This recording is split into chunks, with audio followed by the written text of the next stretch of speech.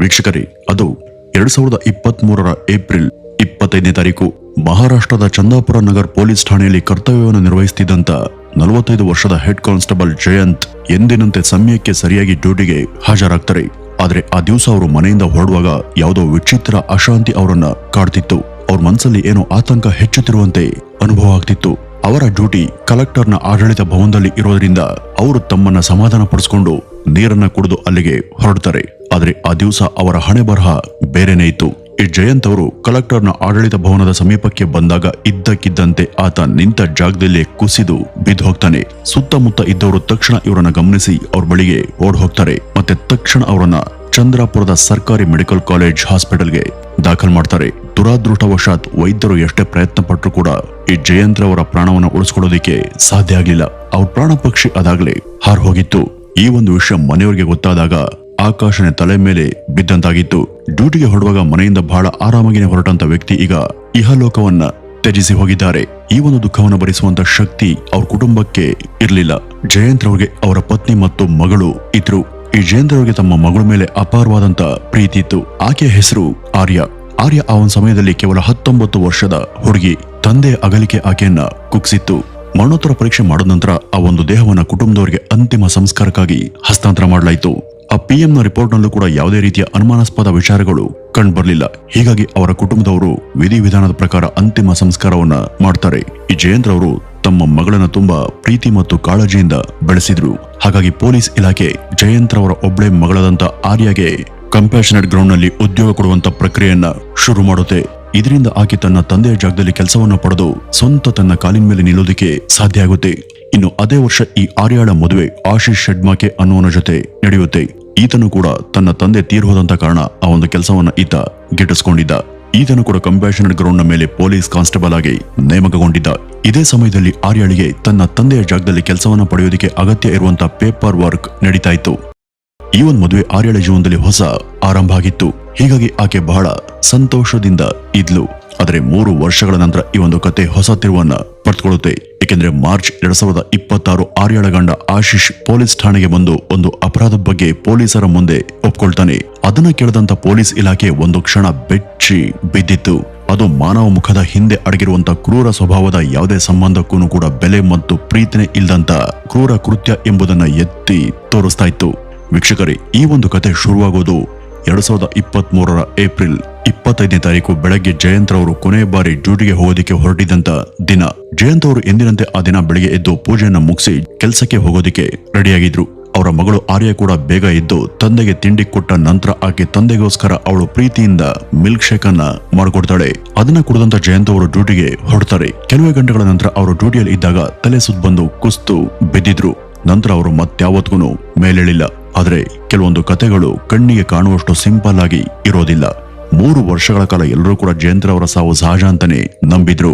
ಆದ್ರೆ ಅವರ ಸಾವು ಒಂದು ಪ್ರೀ ಪ್ಲಾನ್ಡ್ ಹತ್ಯೆ ಎಂಬ ಸಂಶಯ ಯಾರಿಗೂ ಬಂದಿರಲಿಲ್ಲ. ಆದ್ರೆ 2026 ಮಾರ್ಚ್ ತಿಂಗಳಲ್ಲಿ ಈ ಆಶೀಶ್ ಶೆಡ್ಮಾಕೆ ಪೊಲೀಸ್ ಠಾಣೆಗೆ ಬಂದಾಗ ಹೇಳಿದ್ದು ಸತ್ತು ಹೋಗಿದಂತ ಒಂದು ಜೀವಂತ ಸತ್ಯ. ಆತ ಹೇಳಿದ್ದೇನಪ್ಪ ಅಂದ್ರೆ, ಅವತ್ತು ಡ್ಯೂಟಿಗೆ ಹೊರಡುವಂತ ಮೊದಲು ಜಯಂತ್ ಅವರು ಕುಡಿದಂತ ಮಿಲ್ಕ್ ಶೇಕ್ ಸಾಮಾನ್ಯ ಮಿಲ್ಕ್ ಶೇಕ್ ಆಗಿರಲಿಲ್ಲ. ಆ ಒಂದು ಮಿಲ್ಕ್ ಶೇಕ್ ನಲ್ಲಿ ವಿಷವನ್ನ ಮಿಶ್ರಣ ಮಾಡಲಾಗಿತ್ತು. ಆಶ್ಚರ್ಯಕರ ಸಂಗತಿ ಏನಂದ್ರೆ, ಇದನ್ನ ಮಾಡಿದ್ದು ಹೊರಗ್ನವರಲ್ಲ, ತಾನು ಜನ್ಮ ಕೊಟ್ಟಂತ ತನ್ನ ಸ್ವಂತ ಪ್ರೀತಿಯ ಮಗಳೇ ತನಗೆ ವಿಷ ಹಾಕಿದ್ದಾಳೆ ಎಂಬ ಕಲ್ಪನೆ ಆ ಜಯಂತ್ ಅವ್ರಿಗೆ ಇರ್ಲಿಲ್ಲ. ಬೆಳಿಗ್ಗೆ ಎದ್ದು ತನ್ನ ತಂದೆಗೆ ತಿಂಡಿಯನ್ನು ಕೊಟ್ಟು ಪ್ರೀತಿಯಿಂದ ಮಿಲ್ಕ್ ಶೇಕ್ ಅನ್ನ ಮಾಡ್ಕೊಟ್ಟಿದ್ಲು. ಆದ್ರೆ ಅದರಲ್ಲಿ ವಿಷ ಇತ್ತು ಎಂಬುದು ಯಾರಿಗೂ ಗೊತ್ತಿರ್ಲಿಲ್ಲ. ತಂದೆಯ ಸಾವಿನ ಸುದ್ದಿಯನ್ನ ಕೇಳಿದ ತಕ್ಷಣ ಆಕಾಶನೇ ತಲೆ ಮೇಲೆ ಬಿದ್ದೋಳ ರೀತಿ ಎದೆಯನ್ನ ಬಡ್ಕೊಂಡು ಆಕೆ ಅಳ್ತಾ ಇದ್ಲು. ಆಕೆ ಗೋಳಾಟವನ್ನ ನೋಡೋದವ್ರಿಗೆ ಕಣ್ಣಲ್ಲಿ ನೀರ್ ಬರೋದಂತೂ ಗ್ಯಾರಂಟಿ. ಅಷ್ಟರ ಮಟ್ಟಿಗೆ ನಾಟಕವನ್ನ ಆಡಿದ್ಲು. ಈ ಜಯಂತ್ ಅವರು ತಮ್ಮ ಮಗಳೇ ತನಗೆ ದೊಡ್ಡ ಶಕ್ತಿ ಅಂತ ನಂಬಿದ್ರು. ಆದ್ರೆ ತಾವು ಪ್ರೀತಿಯಿಂದ ಬೆಳೆಸ್ತಂತ ತನ್ನ ಮಗಳೇ ಯಮರಾಜ ಆಗ್ತಾಳೆ ಅಂತ ಈ ಜಯಂತ್ ಅವ್ರಿಗೆ ಗೊತ್ತಿರ್ಲಿಲ್ಲ. ಈ ಸತ್ಯ ಯಾವಾಗ್ಲೂ ಹೀಗೇನೆ ತಡವಾಗಿನೇ ಬೆಳಕಿಗೆ ಬರೋದು. ಆದ್ರೆ ಸತ್ಯವನ್ನ ಯಾರಿಂದಲೂ ಮುಚ್ಚಿಡಲು ಸಾಧ್ಯ ಇಲ್ಲ.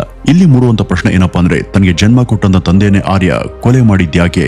ಈ ಜಯಂತ್ ಅವರು ಡ್ಯೂಟಿಯಿಂದ ಮನೆಗೆ ಬಂದಾಗ ಆರ್ಯಳ ವರ್ತನೆ, ಮಾತುಗಳು ಎಲ್ಲದರಲ್ಲೂ ಕೂಡ ಬದಲಾವಣೆ ಕಾಣಿಸ್ತಿತ್ತು. ಆಕೆ ಯಾವಾಗ ನೋಡಿದ್ರು ಕೂಡ ಫೋನ್ ನಲ್ಲಿ ಮುಳುಗಿರ್ತಾ ಇದ್ಲು. ಇದನ್ನ ಗಮನಿಸಿದಂತ ಆಕೆ ತಂದೆ ಮನಸ್ಸಿನೊಳಗೆ ಕಳವಳ ಮತ್ತು ಆತಂಕ ಎಲ್ಲ ಕೂಡ ಕಾಣಿಸ್ತಾ ಇತ್ತು.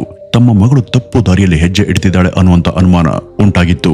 ಒಂದಿನ ಅವರು ತಮ್ಮ ಮಗಳು ಮನೆ ಹೊರಗಡೆ ಒಬ್ಬ ಹುಡುಗನ ಜೊತೆ ಮಾತನಾಡೋದನ್ನ ನೋಡಿದಾಗ ಅವರ ಅನುಮಾನ ನಿಜ ಆಗುತ್ತೆ.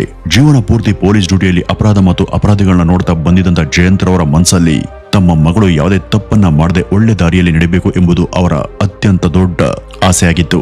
ಒಬ್ಬ ಹುಡುಗನ ಕಾರಣದಿಂದ ಅವಳು ತಪ್ಪು ದಾರಿಯಲ್ಲಿ ಹೋಗಬಾರದು ಎಂಬ ಚಿಂತೆಯಲ್ಲಿ ಅವರು ಆರ್ಯಳನ್ನ ಬಹಳ ಕಟ್ಟುನಿಟ್ಟಾಗಿ ಬೆಳೆಸೋದಕ್ಕೆ ಶುರು ಮಾಡ್ತಾರೆ. ಆಕೆ ಮೇಲೆ ಹಲವಾರು ನಿರ್ಬಂಧಗಳನ್ನ ಹೇರ್ತಾರೆ. ಈ ಆರ್ಯ ಯಾವಾಗಲೂ ಕೂಡ ಹಠಮಾರಿ ಮತ್ತು ಕೋಪಿಷ್ಠಳಾಗಿದ್ಲು. ಬಾಲ್ಯದಿಂದನೂ ಕೂಡ ಆಕೆ ಪ್ರತಿಯೊಂದು ಆಸೆಯನ್ನು ಕೂಡ ನಿರಾಕರಿಸದೆ ಏನ್ ಕೇಳಿದ್ರು ಕೂಡ ಎಲ್ಲವನ್ನೂ ಕೊಡಿಸ್ತಾ ಇದ್ರು. ಯಾವುದಕ್ಕೂ ನಿರ್ಬಂಧವನ್ನ ವಿಧಿಸ್ತಿರ್ಲಿಲ್ಲ. ಆದ್ರೆ ಈಗ ಜೀವನದಲ್ಲಿ ಆಕೆ ಮೊದಲ ಬಾರಿಗೆ ಅವಳ ಇಚ್ಛೆಗೆ ವಿರುದ್ಧವಾಗಿ ನಿರ್ಬಂಧಗಳನ್ನ ಹಾಕಿದಾಗ ಅವಳಿಗೆ ಅದನ್ನ ಸಹಿಸಿಕೊಳ್ಳೋದಕ್ಕೆ ಸಾಧ್ಯ ಆಗ್ಲಿಲ್ಲ. ತನ್ನ ತಂದೆ ಮೇಲೆ ಕೋಪ ಮತ್ತು ದ್ವೇಷ ಹುಟ್ಕೊಳ್ಳುತ್ತೆ. ಆಕೆ ಸರಿ ಯಾವುದು ಮತ್ತು ತಪ್ಪು ಯಾವುದೊಂದನ್ನು ಕೂಡ ಯೋಚಿಸದೆ ತನ್ನ ತಂದೆ ಬಗ್ಗೆ ಮನಸ್ಸಲ್ಲಿ ಕೋಪವನ್ನ ಹೆಚ್ಚಿಸಿಕೊಳ್ತಾ ಹೋದ್ಲು. ಹೇಗಾದ್ರೂ ಮಾಡಿ ತನ್ನ ದಾರಿಯಲ್ಲಿ ಮುಳ್ಳಾಗಿರುವಂತ ತನ್ನ ತಂದೆಯನ್ನ ಶಾಶ್ವತವಾಗಿ ತನ್ನ ದಾರಿಯಿಂದ ಕಿತ್ ಹಾಕ್ಬೇಕು ಅಂತ ಆಕೆ ಯೋಚಿಸ್ತಾಳೆ. ಆರ್ಯಳ ಜೊತೆ ಪ್ರೀತಿಯಲ್ಲಿ ಬಿದ್ದಿದಂತ ಹುಡುಗ ಬೇರೆ ಯಾರು ಅಲ್ಲ, ಆತನ ಹೆಸರೇ ಈ ಆಶೀಶ್ ಶೆಡ್ಮಾಕೆ. ಕೊನೆಗೆ ಅವನೇ ಈ ಆರ್ಯಳನ್ನ ಮದುವೆ ಆಗ್ತಾನೆ. 3 ವರ್ಷದ ನಂತರ ಪೊಲೀಸರ ಮುಂದೆ ಬಂದು ನಿಂತು ಆಕೆಯ ಬಂಡವಾಳವನ್ನ ಬಯಲ್ ಮಾಡ್ತಾನೆ. ಆರ್ಯ ತನ್ನ ತಂದೆಯನ್ನ ಕೊಲೆ ಮಾಡೋದಕ್ಕೆ ಒಂದು ದೊಡ್ಡ ಮಾಸ್ಟರ್ ಪ್ಲಾನ್ ಅನ್ನ ರೂಪಿಸಿದ್ಲು. ಮತ್ತೆ ಆಶೀಶ್ನನ್ನು ಕೂಡ ಅದರಲ್ಲಿ ಸೇರಿಸಿಕೊಂಡಿದ್ಲು. ಆ ವಿಷ ದೇಹಕ್ಕೆ ಸೇರಿದ ನಂತರ ನೈಸರ್ಗಿಕ ಅಸ್ವಸ್ಥತೆಯಂತೆ ಕಾಣುವಂತ ಸಿಂಪ್ಟಮ್ಸ್ ನೀಡುವಂತ ವಿಷವನ್ನ ತಂದು ಕೊಡುವಂತೆ ಅವನ ಬಳಿ ಆಕೆ ಕೇಳ್ಕೊಂಡಿದ್ಲು. ಇಂಥ ವಿಷವನ್ನ ತಿನ್ಸತ್ ಹೋದ್ರೆ ಎಲ್ರಿಗೂ ಇದು ಸಾಮಾನ್ಯ ಆರೋಗ್ಯ ಸಮಸ್ಯೆಯಿಂದ ಸಂಭವಿಸಿದಂತ ಸಾವು ಅಂತ ಸುಮ್ನಾಗ್ತಾರೆ ಅನ್ನೋದು ಆಕೆಯ ಯೋಚನೆಯಾಗಿತ್ತು. ನಂತರ ಆಶೀಶ್ ಇದಕ್ಕೋಸ್ಕರ ತನ್ನ ಕಸಿನ್ ಅನ್ನ ಸಂಪರ್ಕ ಮಾಡ್ತಾನೆ. ಆತನಿಗೆ ಕ್ರಿಮಿನಲ್ಗಳ ಪರಿಚಯ ಮತ್ತು ಒಡನಾಟ ಚೆನ್ನಾಗೇನೆ ಇತ್ತು. ಈತನ ವಯಸ್ಸು ಕೇವಲ 13ರಿಂದ 14 ವರ್ಷ. ವಯಸ್ಸು ಚಿಕ್ಕದಾಗಿದ್ರು ಕೂಡ ಇವನ ಸಂಪರ್ಕ ಬಹಳ ದೊಡ್ಡದಾಗಿತ್ತು. ಈತನ್ಗೆ ಕ್ರಿಮಿನಲ್ಗಳ ಪರಿಚಯ ಮತ್ತು ಒಡನಾಟ ಚೆನ್ನಾಗೇನೆ ಇತ್ತು. ಅವನೇ ಆಶೀಶ್ಗೆ ಮಾಂಟಿ ಅಲಿಯಾಸ್ ಚೈತನ್ಯ ಅನ್ನೋನನ್ನ ಪರಿಚಯ ಮಾಡಿಸ್ತಾನೆ. ಈ ಮಾಂಟಿನೇ 5,000ವನ್ನ ಪಡೆದು ಆಶೀಶ್ಗೆ ವಿಷವನ್ನ ಸಪ್ಲೈ ಮಾಡ್ತಾನೆ. ಅದೇ ವಿಷವನ್ನ ಬಳಸ್ಕೊಂಡು ಆರ್ಯ ತನ್ನ ತಂದೆಗೆ ಕೊಟ್ಟು ಮುಗ್ಸಾಕಿದ್ಲು. ಆದ್ರೆ ವೀಕ್ಷಕರೇ, ಈ ಒಂದು ಕತೆ ಕೇವಲ ಈ ಒಂದು ಆಫರ್ಗೆ ಮಾತ್ರ ಸೀಮಿತ ಆಗಿರ್ಲಿಲ್ಲ.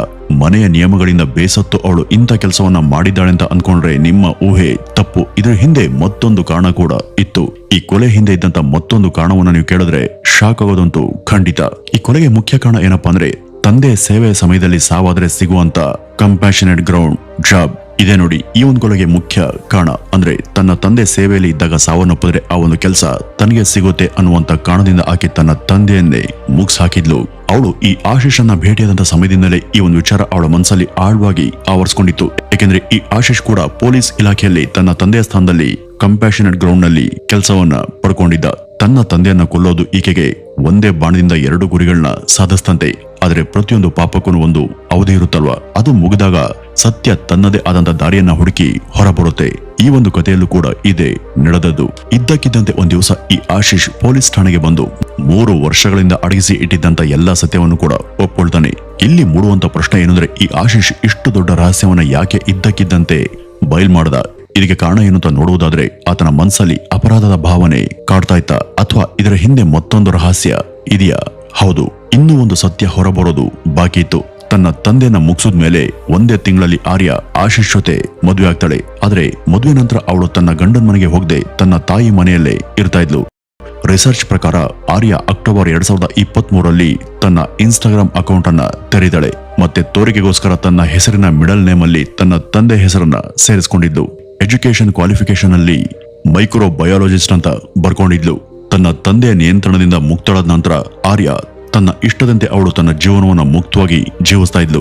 ಅವಳು ಹೊಸ ಜಾಗಗಳಿಗೆ ಟ್ರಾವೆಲ್ ಅನ್ನ ಮಾಡ್ತಾ ಇದ್ಲು. ಸ್ನೇಹಿತರ ಜೊತೆ ಪಿಕ್ನಿಕ್ ಗಳಿಗೆ ಹೋಗ್ತಿದ್ಲು. ವೀಕೆಂಡ್ ಗಳಲ್ಲಿ ಪಾರ್ಟಿಯನ್ನ ಮಾಡ್ತಿದ್ಲು. ಅವಳು ಕಳೆದಂತ ಪ್ರತಿಯೊಂದು ಕ್ಷಣವನ್ನು ಕೂಡ ಕ್ಯಾಮೆರಾದಲ್ಲಿ ಸೆರೆ ಹಿಡಿದು ಸೋಷಿಯಲ್ ಮೀಡಿಯಾದಲ್ಲಿ ಪೋಸ್ಟ್ ಮಾಡ್ತಾ ಇದ್ಲು. ಸ್ನೇಹಿತರ ಜೊತೆ ಮಾತ್ರ ಅಲ್ಲ, ಆಶೀಶ್ ಜೊತೆಗೂ ರೊಮ್ಯಾಂಟಿಕ್ ವಿಡಿಯೋವನ್ನ ಶೂಟ್ ಮಾಡಿ ಪೋಸ್ಟ್ ಮಾಡ್ತಾ ಇದ್ಲು. ಇವರು ಇಂಥ ಪಾಪದ ಕೃತ್ಯವನ್ನ ಮಾಡಿದ್ದಾರೆ ಅಂತ ಇವರನ್ನ ನೋಡದಂತ ಯಾರಿಗೂ ಹೇಳೋದಕ್ಕೆ ಸಾಧ್ಯನೇ ಇಲ್ಲ. ಏಕೆಂದ್ರೆ ಈ ಆರ್ಯಳ ನಡೆ ನುಡಿ ನಿರ್ಲಕ್ಷ್ಯದ ಆಟಿಟ್ಯೂಡ್ ನೋಡಿದವ್ರಿಗೆ ಹೇಗೆ ಇಷ್ಟು ದೊಡ್ಡ ಅಪರಾಧ ಮಾಡಿ ಇಷ್ಟು ಶಾಂತವಾಗಿ ನೆಮ್ಮದಿಯಿಂದ ಜೀವನ ಮಾಡ್ತಿದ್ದಾಳೆ ಅಂತ ಊಹೆ ಮಾಡೋದಕ್ಕೂ ಸಾಧ್ಯ ಇರಲಿಲ್ಲ. 2025ರಲ್ಲಿ ಆರ್ಯಳ ಪೊಲೀಸ್ ಟ್ರೈನಿಂಗ್ ಶುರುವಾಗುತ್ತೆ.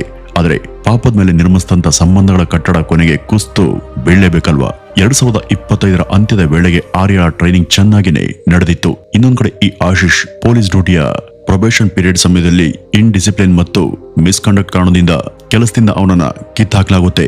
ಇದೇ ಆರ್ಯ ಮತ್ತು ಆಶೀಶ್ ನಡುವಿನ ಸಂಬಂಧದಲ್ಲಿ ಒಂದು ದೊಡ್ಡ ಟರ್ನಿಂಗ್ ಪಾಯಿಂಟ್ ಆಗುತ್ತೆ. ಈ ಆಶೀಶ್ನ ಒಳಗೆ ಒಂದ್ ಕಡೆ ಕೆಲಸವನ್ನು ಕಳೆದುಕೊಂಡು ಫ್ರಸ್ಟ್ರೇಷನ್ ಇದ್ರೆ, ಇನ್ನೊಂದ್ ಕಡೆ ಆರ್ಯಳ ವರ್ತನೆ ಈಗಾಗಲೇ ಅವನತ್ತ ಬದಲಾಗೋದಿಕ್ಕೆ ಶುರುವಾಗಿತ್ತು. ಮತ್ತೆ ಇವಳ ಟ್ರೈನಿಂಗ್ ಯಶಸ್ವಿಯಾಗಿ ಮುಗಿದಿತ್ತು. ಟ್ರೈನಿಂಗ್ ಮೊದಲೇ ಅವಳು ನನ್ನ ಜೊತೆ ಈ ರೀತಿ ವರ್ತಿಸ್ತಿದ್ದಾಳೆ. ಇನ್ನು ಪೊಲೀಸ್ ಫೋರ್ಸ್ಗೆ ಜಾಯ್ನ್ ಆದ ನಂತರ ಅವಳ ಆಟಿಟ್ಯೂಡ್ ಮತ್ತಷ್ಟು ಬದಲಾಗಬಹುದು. ಮತ್ತೆ ಆಕೆಗೆ ಈಗ ನನ್ನ ಅವಶ್ಯಕತೆ ಇಲ್ಲ, ನಾನು ಅವಳಿಗೆ ಭಾರ ಆಗ್ತೀನಿ ಅಂತ ಆಶೀಶ್ಗೆ ಅನ್ಸೋದಿಕ್ಕೆ ಶುರುವಾಗಿತ್ತು. ಇದರಿಂದ ಇಬ್ರು ನಡುವೆ ಜಗಳಗಳು ದಿನದಿಂದ ದಿನಕ್ಕೆ ಹೆಚ್ಚಾಗೋದಿಕ್ಕೆ ಶುರುವಾದವು. ಸಣ್ಣ ಸಣ್ಣ ವಿಚಾರಗಳಿಗೆ ಇಬ್ರು ಮಧ್ಯ ಗಲಾಟೆ ಉಂಟಾಗ್ತಿತ್ತು. ಇದನ್ನ ಕೇಳಿದವನಿಗೆ ಈಕೆ ಜೊತೆ ಇಷ್ಟು ದೊಡ್ಡ ಕ್ರೈಮ್ ನಲ್ಲಿ ಸಪೋರ್ಟ್ ಮಾಡಿದ ನಂತರ ಇವಳ ಜೀವನದಲ್ಲಿ ನನಗೆ ಯಾವುದೇ ಬೆಲೆ ಕೂಡ ಇಲ್ಲ, ಮಹತ್ವ ಕೂಡ ಇಲ್ಲ ಅಂತ ಅನ್ಸೋದಿಕ್ಕೆ ಶುರುವಾಯಿತು. ಆಕೆ ಆಡದಂತ ಮಾತುಗಳು ನೇರವಾಗಿ ಅವನ ಈಗೋಗೆ ನೇರವಾದಂತ ಹೊಡೆತವನ್ನ ಕೊಟ್ಟಿದ್ವು. ಅವರಿಬ್ರು ಮಧ್ಯೆ ಇದ್ದಂತ ಪ್ರೀತಿ ಈಗ ಪ್ರತೀಕಾರವಾಗಿ ಬದಲಾಗಿತ್ತು. ಆಶೀಶ್ ಮನ್ಸಲ್ಲಿ ಈಗ ಒಂದೇ ವಿಚಾರ ಓಡ್ತಿತ್ತು, ಅದೇನಪ್ಪ ಅಂದ್ರೆ ನನ್ನ ಜೀವನ ಮಾತ್ರ ಹಾಳಾಗ್ತಿದೆ, ಇದನ್ನ ನಾನೊಬ್ನೇ ಯಾಕೆ ಅನುಭವಿಸ್ಬೇಕು, ಇದರಲ್ಲಿ ಆಕೆ ಪಾಲು ಕೂಡ ಇದೆ ಅಲ್ವಾ ಅಂತ ಯೋಚಿಸ್ತಾನೆ. ಆ ಒಂದು ಸಮಯದಲ್ಲಿ ಆತ ಒಂದು ದೊಡ್ಡ ನಿರ್ಧಾರವನ್ನ ತೆಗೆದುಕೊಳ್ತಾನೆ. ಇದೇ ವರ್ಷದ ಮಾರ್ಚ್ ತಿಂಗಳ ಕೊನೆ ವಾರದಲ್ಲಿ ರಾಮನಗರ ಪೊಲೀಸ್ ಠಾಣೆಗೆ ಹೋಗಿ ಆಶೀಶ್ 3 ವರ್ಷಗಳಿಂದ ರಹಸ್ಯವಾಗಿ ಅಡಗಿಸಿಟ್ಟಿದ್ದಂತ ಎಲ್ಲಾ ಸತ್ಯವನ್ನ ಪೊಲೀಸರ ಮುಂದೆ ಒಪ್ಕೊಳ್ತಾನೆ.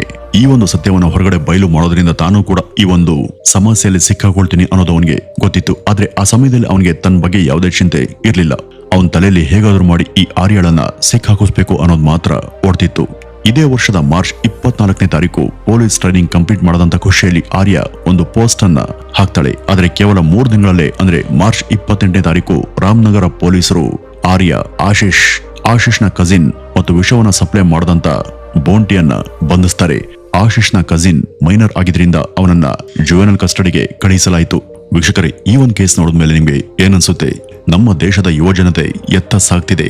ಕೇವಲ ತಂದೆ ಕೆಲಸ ತನಗೆ ಸಿಗುತ್ತೆ ಅನ್ನುವಂತ ಕಾರಣದಿಂದ ಅಥವಾ ತಾನು ಪ್ರೀತಿ ಮಾಡ್ತಿರುವಂತ ವಿಷಯಕ್ಕೆ ತಂದೆ ಅಡ್ಡ ಬರ್ತಿದ್ದಾರೆ ಅನ್ನುವಂತ ಕಾರಣದಿಂದ ಸ್ವಂತ ತನಗೆ ಜನ್ಮ ಕೊಟ್ಟಂತ ತಂದೆಯ ಪ್ರಾಣವನ್ನ ತೆಗೆಯೋದಂದ್ರೆ ಇದು ನಿಜಕ್ಕೂ ಆತಂಕಕಾರಿ ವಿಷಯನೇ. ಸರಿ, ನಿಜಕ್ಕೂ ಇಂಥ ಕೇಸ್ಗಳ ಬಗ್ಗೆ ಮಾತನಾಡುವಾಗ ಇವತ್ತಿನ ಯುವಜನತೆ ಎತ್ತ ಸಾಗ್ತಿದೆ, ಇವ್ರಿಗೆಲ್ಲ ಏನಾಗಿದೆ ಅನ್ನುವಂತ ಚಿಂತೆ ಕಾಡೋದಂತೂ ಸುಳ್ಳಲ್ಲ ಅಂತ ಹೇಳ್ತಾ ಇವತ್ತಿನ ಈ ಒಂದು ವಿಡಿಯೋವನ್ನ ಇಲ್ಲಿಗೆ ಮುಗಿಸೋಣ. ಮತ್ತೆ ಈ ಒಂದು ಕೇಸ್ ಬಗ್ಗೆ ನಿಮ್ಮ ಅನಿಸಿಕೆಯನ್ನ ತಪ್ಪದೆ ಕಮೆಂಟ್ ನ ಮೂಲಕ ತಿಳಿಸಿ.